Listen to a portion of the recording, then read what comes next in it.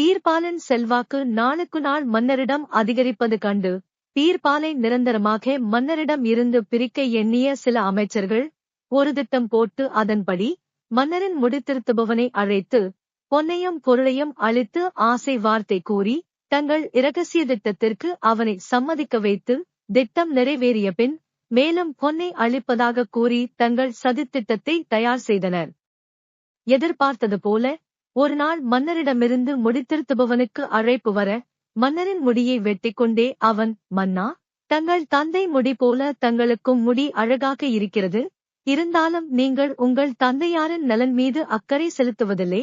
இப்போது தந்தையாரின் தலைமுடி நீண்டு வளர்ந்து அவருடைய முக அழகை கெடுத்துவிட்டது. அவர் நலனை விசாரியுங்கள் என்றான். என்ன உளறுகிறாய்? என் தந்தை காலமாகி நெடுநாட்களாகிவிட்டன.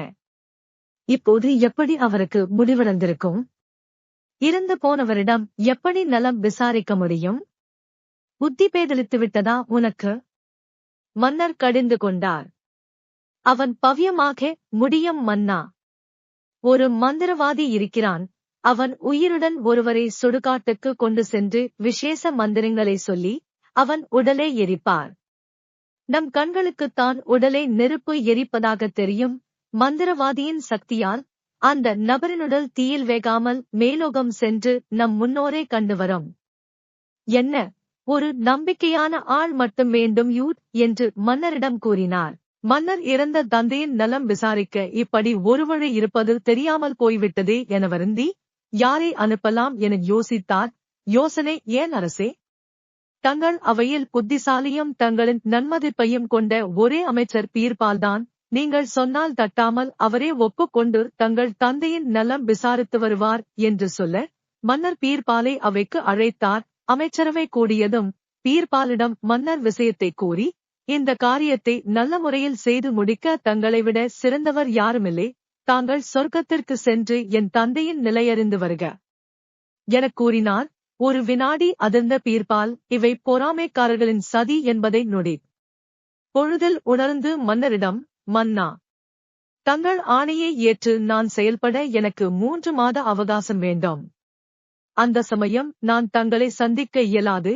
மேலும் என் குடும்பத்துக்கு நான் ஆற்ற வேண்டிய சில கடமைகளை அதற்குள் முடித்தபின் நீங்கள் செல்ல படைத்த சொர்க்கம் சென்று வருகிறேன் என்று கூறி மன்னரின் சம்மதம் பெற்று வெளியில் வந்து யோசித்தார். 3 மாதம் கழித்து பீர்பால் மன்னரிடம் நான் தயார் என்று கூற முடித்திருத்துபவன் கூறிய மந்திரவாதி மூட்டிய சுடுகாட்டுதியில் பீர்பாலை எரிக்க அதில் சூழ்ந்த புகை மூட்டத்தில் பீர்பால் யாரும் அறியாவண்ணம் தான் ஏற்கனவே செய்து வைத்திருந்த சுரங்கப் பாதையின் வழியே அருகிலுள்ள காட்டை அடைந்து அங்கிருந்து தன் வீட்டுக்கு சென்று மறைந்து கொண்டார். கழிந்தது 6 மாதம்.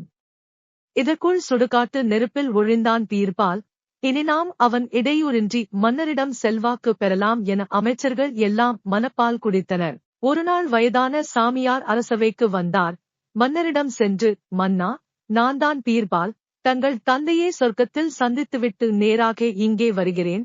இந்த ஓலையை தந்தை தங்களிடம் அளிக்கச் சொன்னார் என்று கூற, ஓலையில், மகனே, எனக்கு தாடியும் மீசையும் வளர்ந்து அதை சரிசெய்ய முடிதிருத்துவோர் யாருமில்லை.